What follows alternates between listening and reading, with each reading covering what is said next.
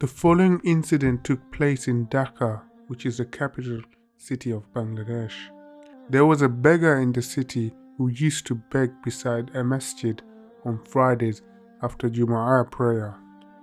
Begging was permissible for him due to his adverse condition.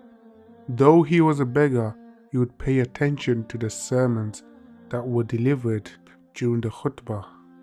One such sermon was about the importance of earning halal income. He learned that supplications, dua, will not be accepted from those people whose income are from forbidden sources. He immediately decided to accept money from only those individuals that he knew had halal income. His daily earnings decreased as a result, but he was committed to his decision. Then came a day when the beggar died. Even though he lived as a beggar, his funeral was like that of a king.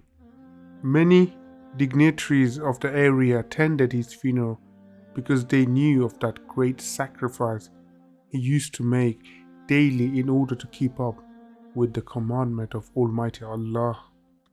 We too should sincerely adopt the commandments of Allah in our lives, regardless of our social status. In this way, Allah will elevate us in this world and in the hereafter.